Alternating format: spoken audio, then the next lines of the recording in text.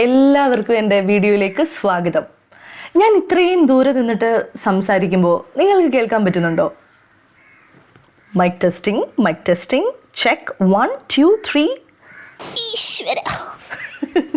Hello, എല്ലാവർക്കും എൻ്റെ പുതിയ വീഡിയോയിലേക്ക് സ്വാഗതം.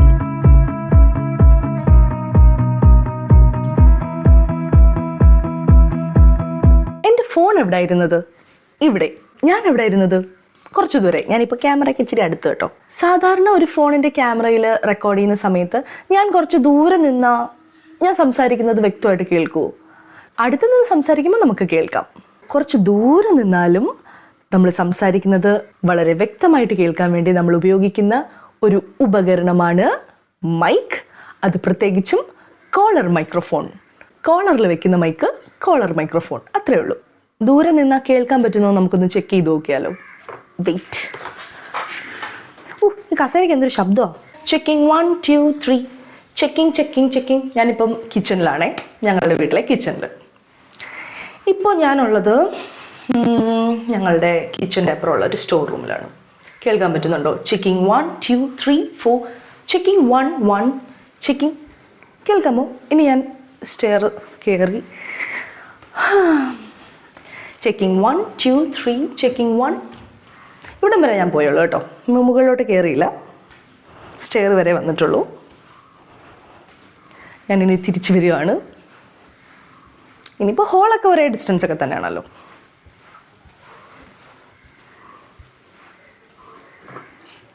എങ്ങനെയുണ്ട്? കേൾക്കുന്നുണ്ടോ? ഇത്രയും നാളും എനിക്ക് കോളർ മൈക്രോഫോണിൻ്റെ ആവശ്യമേ ഇല്ലായിരുന്നു. ഞാനിപ്പോൾ വ്ളോഗിങ് ഒക്കെ തുടങ്ങിയതുകൊണ്ട് കോളർ മൈക്രോഫോൺ എനിക്ക് ഒരു അത്യന്താപേക്ഷിതമായിട്ടുള്ളൊരു സംഭവമായിട്ട് വന്നിരിക്കുകയാണ്.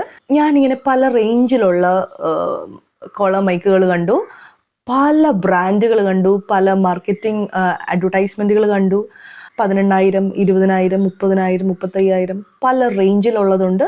അടിപൊളിയാണ്. ഇതൊന്നും മോശമെന്ന് ഞാൻ പറയുന്നില്ല കേട്ടോ. ഇതെല്ലാം ബെസ്റ്റാണ്. റേറ്റുകൾ കൂടുന്നതനുസരിച്ച് അതിൻ്റെ ക്വാളിറ്റിക്കൊക്കെ അത് ബെറ്റർ ആവത്തതേ ഉള്ളൂ. പക്ഷേ ഞാൻ വിചാരിച്ചു വ്ളോഗിങ് തുടങ്ങിയതല്ലേ ഉള്ളൂ, ആദ്യമേ 10 15 ഒക്കെ മുടക്കണോ? സ്വാഭാവികം. സാധാരണ ടിപ്പിക്കൽ മലയാളികളുടെ ചിന്ത തന്നെ. 1000-ന് താഴെ പിടിച്ചു നോക്കട്ടെ എങ്ങനെ ഉണ്ടെന്ന്. അങ്ങനെ 800 രൂപയ്ക്ക് ഞാനൊരു മൈക്ക് നോക്കി. തീരെ കൊള്ളില്ല, ഒരു കാശിനും കൊള്ളില്ല. ഞാൻ തോറ്റു കൊടുത്തില്ല. ഞാൻ പിന്നെ നോക്കി. ഞാനിപ്പോൾ ബഡ്ജറ്റ് കുറച്ചുകൂടെ കൂട്ടി 2000 ആക്കി. അപ്പോൾ 2000-ന് താഴെ 1900 എത്രയോ രൂപയ്ക്ക് ഞാൻ വാങ്ങിച്ചു. ആ മൈക്കാണിത്. ഇപ്പോൾ ഇതിനെപ്പറ്റി ഞാൻ പറയേണ്ട കാര്യമില്ലല്ലോ, ഇത് നിങ്ങൾ കേട്ടോണ്ടിരിക്കുകയാണല്ലോ. ഇതാണ് ഇതിൻ്റെ വോക്കൽ ടൊണാലിറ്റി. ഇതിൻ്റെ ടൊണാലിറ്റി അടിപൊളിയാണെന്നൊന്നും ഞാൻ പറയില്ല. ഇത് മെയിൽ വോയിസ് എങ്ങനെയാണ് ക്യാപ്ചർ ചെയ്യുന്നതെന്ന് പരീക്ഷിച്ച് നോക്കിയാലേ മനസ്സിലാവൂ. എൻ്റെ ശബ്ദം ഇങ്ങനെയാണ് ഇത് കേൾക്കുന്നത്. തെറ്റിദ്ധരിക്കരുത്, ഇത് പെയ്ഡ് പ്രൊമോഷൻ ഒന്നുമല്ല. ഞാൻ ജസ്റ്റ് എനിക്ക് വേണ്ടി വാങ്ങിയപ്പോൾ കൊള്ളാം, തിരക്കേടില്ല, കുഴപ്പമില്ല എന്ന് തോന്നിയതുകൊണ്ട് മാത്രം പറയുന്ന ഒരു പ്രോഡക്റ്റാണ്. ഗ്രനാരോ എന്നാണ്. ഇങ്ങനെ തന്നെയാണോ പ്രൊനൗൺസ് ചെയ്യേണ്ടതെന്ന് എനിക്ക് അറിഞ്ഞുകൂടാ. ഗ്രനാരോ സ്റ്റൈൽ, ഗ്രനാരോ എന്ന് വേണേൽ പറയാം. അപ്പോൾ ഇതിൻ്റെ ലിങ്ക് അറ്റാച്ച് ചെയ്തിരിക്കാം യൂട്യൂബിൽ. ഇൻസ്റ്റാഗ്രാമിലാണെങ്കിൽ എനിക്ക് കമൻ്റ് ആയിട്ട് ഇട്ടാൽ മതി, ഞാൻ DM ചെയ്തേക്കാം. ഓക്കെ. ഇത് എങ്ങനെയാണ് യൂസ് ചെയ്യേണ്ടതെന്ന് ഞാൻ മറ്റൊരു വീഡിയോയിൽ പറയാം. കാരണം നമ്മൾ മൊബൈലിൽ എങ്ങനെ നന്നായിട്ട് റെക്കോർഡ് ചെയ്യാം എന്നൊരു ടോപ്പിക്ക് പറയുന്നുണ്ട്. അപ്പോൾ അതിൻ്റെ കൂടെ നമുക്ക് ഈ ഒരു ടോപ്പിക്കും കൂടി മിക്സ് ചെയ്ത് പറയാം. ഓക്കെ. പിന്നെ ഫോളോ ചെയ്യാൻ മറക്കരുത്, ഫ്രണ്ട്സിന് ഷെയർ ചെയ്യാൻ മറക്കരുത്, സബ്സ്ക്രൈബ് ചെയ്യാൻ മറക്കരുത്, കമൻ്റ് ഇടാൻ മറക്കരുത്.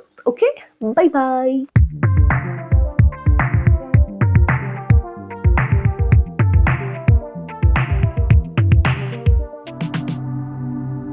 പ്രാണൻ, പ്രണയം, പ്രാർത്ഥന. കാറ്റിൻ്റെ ഗതിക്കനുസരിച്ച് നീങ്ങുന്ന പായക്കപ്പൽ പോലെയാണ് ജീവിതം. സാഹചര്യങ്ങളാൽ നിയന്ത്രിക്കപ്പെടുന്നവരാണ് മനുഷ്യർ. കാറ്റിലും കോളിലും പെട്ട് ജീവിതത്തോണി ഏതു തീരത്ത് അണിയണമെന്ന് ദൈവം നിശ്ചയിച്ചിട്ടുണ്ട്. ഋതുഭേദങ്ങൾ പലതു കടന്നുപോയി ജീവിതത്തോണി നീ എന്ന തീരത്ത് അടുത്തപ്പോഴാണ് ജീവിതം ശാന്തമായത്. നിനക്ക് 1000 നന്ദി. ചിലതൊക്കെ കാലത്തിൻ്റെ നാൾവഴികളിൽ പൂർത്തിയാകേണ്ടവയാണ്. ഈ ചെറുവഞ്ചി നിന്റെ തീരങ്ങളിൽ കുറച്ചുനാൾ കിടന്നോട്ടെ. കാലമെന്ന അളവുകോൽ തീരുമാനിക്കട്ടെ എത്ര നാൾ ഈ വഞ്ചി ആ തീരങ്ങളിൽ ഉണ്ടാവണമെന്ന്. നീണ്ട ഒരു യാത്രയ്ക്കൊടുവിൽ ജീവിതം ഒരു പുതിയ വഴിയിലൂടെ സഞ്ചരിക്കുന്നു. ഇതുവരെ ചെയ്യാത്തത് പലതും എൻ്റെ ശീലത്തിൻ്റെ ഭാഗമാകുന്നു. നീയാണ് പുതിയ വഴിയുടെ ആനന്ദത്തിലേക്കും ആകസ്മികതകളിലേക്കും എന്നെ കൈപിടിച്ച് നടത്തിയത്. എൻ്റെ കഥകൾ കേൾക്കാൻ നീയുണ്ട് എന്നതാണ് ഈ യാത്രയുടെ ഭംഗി. അതുകൊണ്ട് തന്നെ ജീവിതം തീരാക്കഥകളുടെ ഒരു പ്രവാഹമായി മാറുന്നു. കൂട്ടുകൂടാൻ വൈകിയത് ഇതിനായിരുന്നുവോ? വൈകിയെത്തിയ മഴ പോലെ, വസന്തം പോലെ, വാക്കുകൾക്കതീതമായ ഒരഴക് നിനക്കും എൻ്റെ ഹൃദയത്തിനുമുണ്ട്. വിവിധ ഭാവങ്ങളും വികാരങ്ങളും ഇടകലർന്ന ഒരുപാട് കഥകൾ നമ്മൾ പറഞ്ഞു. മറന്നുപോയി എന്ന് കരുതിയവ പോലും. ഓർമ്മകളും അനുഭവങ്ങളും അയവിറക്കി നമ്മൾ ഒരുപാടെടുത്തു, അല്ലേ?